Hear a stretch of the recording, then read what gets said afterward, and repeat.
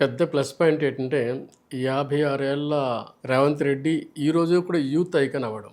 Yeah! ఇప్పటికి కూడా యువకుడు యూత్ ప్రతినిధిగానే మనం ట్రీట్ చేయడం. అవును. ఆయన వయసు 56 సంవత్సరాలు. కానీ అలా కనిపించరు. కనిపించకపోవడమే కదా, ఆయన హావభావాలు కావచ్చు, చూడడం అయితేనేమి, యాక్షన్ అయితేనేమి, హ్మ్.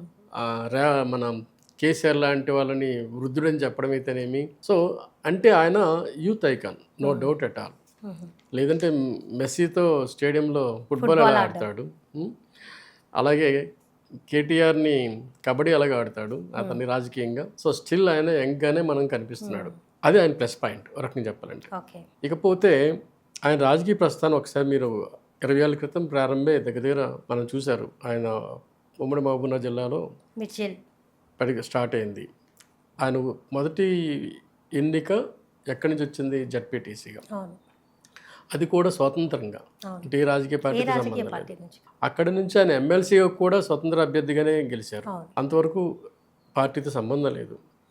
ఇప్పుడు మీరు ఒక మాట పదే పదే, అంటే ఎమ్మెల్సీగా స్వతంత్రంగా గెలవడానికి ఎంత ప్లస్ పాయింట్ అన్నది ఇంకో చిన్న ఎగ్జాంపుల్ మీకు యాడ్ చేస్తాను ఇక్కడ. మన ప్రొఫెసర్ నాగేశ్వరరావు గారు పదే పదే చెప్తారు, నేను ఎమ్మెల్సీగా గెలిచాను అవును. స్వతంత్రంగానని.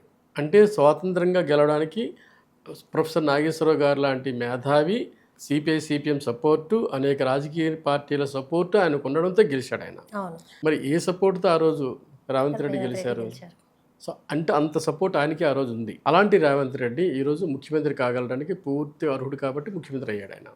కానీ ఆయన ప్రస్థానం మామూలుగా ఏం లేదు. అటు తెలంగాణలో, తెలంగాణ వాదంలో కేసీఆర్ మామూలుగా లేరు. ఆయన అవును. విజృంభిస్తున్నారు ఆయన. అంటే ఓ రకంగా కేసీఆర్ దెబ్బకి తెలంగాణలో తెలుగుదేశం పార్టీ భూస్థాపితం అయిపోయింది. చంద్రబాబు నాయుడు ముఖ్యమంత్రి హోదాలో హైదరాబాద్లో ఉన్న చంద్రబాబు నాయుడు గారు ఒక రకంగా చెప్పాలంటే హైదరాబాద్ను వదిలేసి అమరావతికి వెళ్లాల్సి వచ్చింది. ఇదంతా కేసీఆర్ దెబ్బ. సరే, ఓటుకి నోటు కేసు అవ్వనివ్వండి, ఇంకోటి ఏదైనా మొత్తం మీద కానివ్వండి, కానీ నిలబడింది మాత్రం రేవంత్ రెడ్డి. మామూలు కూడా కదండి. కేసీఆర్ని తట్టుకొని నిలబడగలడం అంటే సామాన్య విషయం కాదు. ఇప్పుడు ఆయన్ని కేసీఆర్ని ఫామ్ హౌస్ పరిమితం చేశారు, అది వేరే విషయం. అది రేవంత్ రెడ్డి గారికి ఉన్న గొప్ప గుణం, ఆయనకున్న సమర్థత.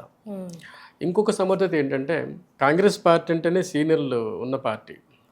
కాంగ్రెస్ పార్టీ ఎలాంటిదంటే మీకు ప్రమోషన్ వైజ్గా పదవులు వస్తాయి. హఠాత్తుగా మధ్యలో వచ్చి ఎవరు పదవులు కొట్టుకుపోరు. ఒక సీనియర్ని మనం ముఖ్యమంత్రిగా ఎన్నుకోవాలి, లేదంటే అలా ఒక సీనియర్ కనుక ముఖ్యమంత్రిగా ఎన్నుకోకపోతే అసమ్మతి విజృంభిస్తుంది, మామూలు కూడా కాదు.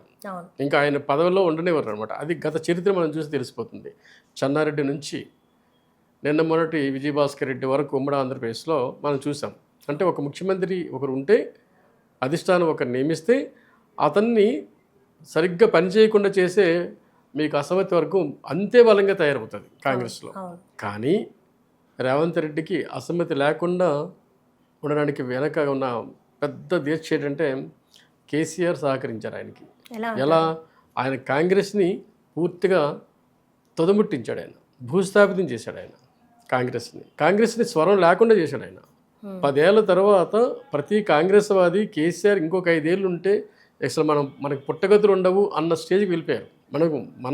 మన పార్టీ అధికారులు ఉంటే చాలు, నేను లేకపోయినా పర్వాలా, నా పార్టీ అధికారులు ఉంటే చాలు, నాకు తెలిసిన వాళ్ళు ముఖ్యమంత్రి ఉంటే చాలు, నేను ముఖ్యమంత్రి ఉండాల్సిన పనిలా అన్న స్థాయికి ప్రతి కాంగ్రెస్ లీడర్ వచ్చే స్టేజ్కి తీసుకొచ్చారు కేసీఆర్ గారు. అంత భయపెట్టాడు ఆయన 10 ఏళ్ళ తన పాలనలో. సో అలాంటప్పుడు అతన్ని దాటి, అతన్ని జయించి ముఖ్యమంత్రిగా రేవంత్ రెడ్డి వచ్చినప్పుడు ఏ అసమ్మతి ఇతన్ని అడ్డం పడుతుంది? సో ఆయన ఏకఛత్రాధిపత్యం వహించడానికి కారణం ఆయన యుద్ధనీతి, రేవంత్ రెడ్డి యుద్ధనీతి.